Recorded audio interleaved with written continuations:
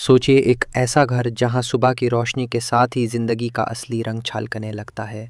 धूप, चाय की खुशबू और एक दादी जो घर का असली मसाला हाथ से पीस रही होती है। जी हाँ, परवरिश का आगाज होता है एक पुरसुकून लेकिन गहराइयों से भरपूर सीन से। दादी का मानना है कि असलियत पैकेट में नहीं, दिल से बनाए गए खाने में होती है।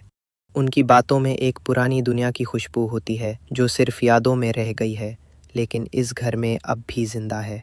इसी घर में रहती है अमाल, एक समझदार पढ़े लिखे ख्वाबों वाली लड़की। अमाल की ज़िंदगी सिंपल है लेकिन उसके इरादे मजबूत। उसके माँ बाप महनूर और जहांगीर दोनों चाहते हैं कि उनकी बेटी कामयाबी की उन बुलंदियों को छू ले जहाँ तक वो कभी खुद नहीं पहुँच सके। जहांगीर थोड़ा सख्त मिजाज है लेकिन हर सख्ती के पीछे एक मोहब्बत छुपी होती है। उसी वक्त कहानी का दूसरा पहलू सामने आता है, वाली, एक लड़का जो अमेरिका से वापस आया है लेकिन उसके सपने उस जगह के हैं जहां आज़ादी मिलती है, और उस आज़ादी का नाम है म्यूज़िक। वाली के लिए म्यूज़िक सिर्फ शौक नहीं, ज़िंदगी का हिस्सा है, लेकिन उसका बाप एक पुरानी सोच का इंसान इसे सिर्फ फजूल का काम समझता है। यहाँ से कहानी का असली तनाजुर उभर के सामने आता है, पैशन वर्सेस परमिशन, ख्वाब वर्सेस कानून, दिल की सुनो या घर वालों की। फिर आती है माया और वाली की पहली मुलाकात, और जैसे हर ज़बरदस्त कहानी में होता है, ये मुलाकात भी कुछ ख़ास होती है।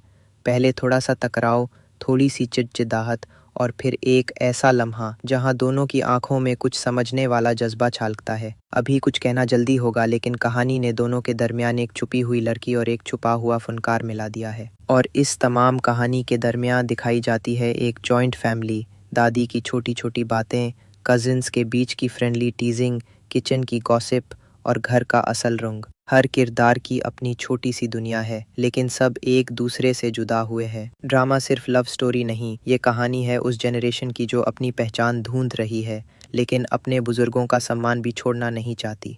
पहली किस्त खत्म होती है लेकिन एक खामोश सवाल के साथ, क्या वाली अपने सपनों का रास्ता चुनेगा? क्या अमाल सिर्फ एक अच्छी बेटी बनेगी या खुद भी कुछ बनाएगी?